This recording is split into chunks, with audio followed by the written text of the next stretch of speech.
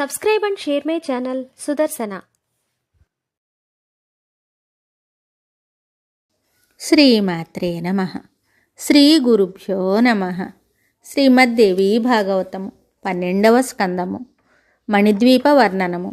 ఈ ప్రాకారమునందు భగవతి భువనేశ్వరి యొక్క 6 కోణములు గల విశాలమైన యంత్రం ఒకటి కలదు. కోణమునందు ఉండేటి దేవతల నామములను తెలిపేదను వినుము. తూర్పు కోణమునందు చతుర్ముఖ బ్రహ్మ భగవతి గాయత్రిని కూడి విరాజిల్లుచుండును. ఈయన కమండలమును, అక్షసూత్రమును, అభయముద్రాదండమును, శ్రేష్టమైన ఆయుధమును ధరించి ఉండును. పరమ ఆదరణీయురాలైన భగవతి గాయత్రి కూడా ఈ ఆయుధములనే చేబూని ఉండును. వేదములు, వివిధ శాస్త్రములు మూర్తిమంతములై ఇక్కడ శోభిల్లుచుండును. స్మృతులు, పురాణములు కూడా ఆకారములను ధరించి ఇక్కడ నివసించును. బ్రహ్మస్వరూపులు, గాయత్రీ స్వరూపలు, వ్యాహృతుల విగ్రహములు ఇచ్చట నిత్యము నివసించును. నైరుతి దిశయందు శంఖచక్ర గదా పద్మములను ధరించి భగవతి సావిత్రి విరాజమానయ్యుండును. విష్ణు భగవానుడు కూడా ఇట్టి వేషమునే ధరించును. మత్స్యము, కూర్మము మొదలగు మహావిష్ణు అవతారములు, గాయత్రీ విగ్రహము వీరందరి నివాస స్థానములు నిర్ణయింపబడినవి. గండ్రగొడ్డలి, అక్షమాల, అభయవరముద్రలను ధరించి మహారుద్రుడు దీనికి వాయవ్య దిశయందు నివసించును. అచ్చట భగవంతురాలగు సరస్వతి కూడా ఈ వేషమునందే విరాజమానురాలై ఉండును. రాజా, దక్షిణామూర్తి మొదలగు భేదములతోనున్న రుద్రులు, గౌరీ మొదలగు భేదములతోనున్న పార్వతీయు వీరందరూ ఇచ్చటనే నివసించెదరు. 64 ఆగమములు ఇంతియే కాక ఇతర ఆగమ శాస్త్రములు అన్నియును మూర్తిమంతములై ఇచ్చట శోభిల్లుచుండును. ధనమునకు స్వామి అయిన కుబేరుడు రత్నమయ కలశమును, మణికరండమును 2 చేతులయందు ధరించి ఆగ్నేయ దిశయందు ప్రకాశించుచుండును. అనేక విధములైన వీధులలో మహాలక్ష్ములతో కూడి ఇతడు ఉండును. సద్గుణ సంపన్నుడైన కుబేరుడు భగవతి జగదంబ యొక్క కోశాగారమును రక్షించుచుండును. వరుణునికి సంబంధించిన మహాదిశయందు రతీదేవితో కూడి కామదేవుడు నివసించును. కామదేవుని భుజములు పాశము, అంకుశము, ధనస్సు, బాణములతో సదా అలంకరింపబడి ఉండును. మూర్తిమంతములైన సకల శృంగారములు ఇచ్చట నివసించును. ఈశాన్య దిశయందు విఘ్నములను శాసించువాడు, విఘ్నములను నశింపజేయు ప్రతాపవంతుడైన గణేశుడు పుష్టిదేవిని గూడి పాశ అంకుశములను చేబూని సదా విరాజిల్లుచుండును.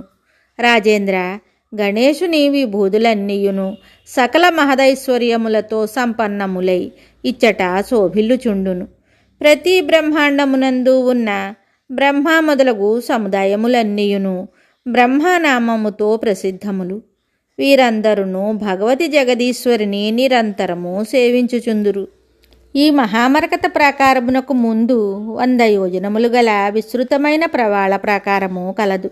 దీని ఆకారము కుంకుమతో సమానమై అరుణవర్ణమై ఉండును. దీని మధ్య భూమి భవనములు కూడా మునుపటి వాటి వలనే ఉండును. ఈ ప్రాకారమునకు మధ్య భాగమునందు పంచభూతములకు అధిపతులైన 5 నివసించెదరు. హృల్లేఖ, గగన, రక్త, కరాళిక, మహోచ్చుష్మ వీరు పంచభూతములకు సమానముగానే వీరికి 5 శక్తులు ఉంటాయి. ఈ శక్తులు పాశ, అంకుశ, వర, అభయముద్రలను ధరించి సర్వదా ప్రకాశించుచుందురు. వీరి ప్రతి అంగమునందును నూతన యవన గర్వము ఉట్టిపడుచుండును. వేషభూషలందు వీరు భగవతి జగదంబకు సమానులే. రాజా, ఈ ప్రవాళ ప్రాకారమునకు తరువాత నవరత్నములతో నిర్మించబడి అనేక యోజనముల విస్తారము గల గొప్ప ప్రాకారము గలదు. ఆగమ ప్రసిద్ధమై ఆమ్నాయమను పేరుగల దేవతల అనేక భవ్య భవనములు ఇచ్చట అలరారుచుండును. ఇవి అన్నీయు నవరత్న నిర్మితములు. తటాకములు, దిగుడు బావులు కూడా నవరత్నమయములే. రాజా, శ్రీదేవి అవతారములన్నిటికీ నివాసస్థానము ఇచ్చటనే నిర్ణయింపబడినది. మహావిద్య యొక్క అవతారములన్నీయును ఇచ్చట సదా విరాజిల్లుచుండును. కోట్ల కొలది సూర్యులతో సమానమై వెలుగొందు సకల దేవీమణులు తమ అంగరక్షక శక్తులతో ఆభరణములతో వాహనములతో ఇచ్చట అనుపమ శోభాయమానలై ఉంటారు. 7 కోట్ల మహామంత్రములకు అధిదేవతలైన వారికి కూడా ఇచ్చట స్థానముండును. ఈ నవరత్నమయ ప్రాకారమునకు ముందు చింతామణులతో నిర్మించిన ఒక విశాల మందిరము కలదు. ఇచ్చటనున్న సమస్త వస్తువులు చింతామణి చేత తయారు చేయబడినవే.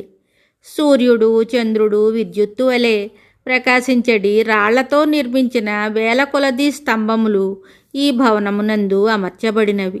వీటి ప్రకాశము వలన అచ్చట గల ఏ వస్తువు కూడా నేత్రములకు అందదు. మిగతాది తరువాయి భాగంలో తెలుసుకుందాము. శుభం. Subscribe and share my channel Sudarsana.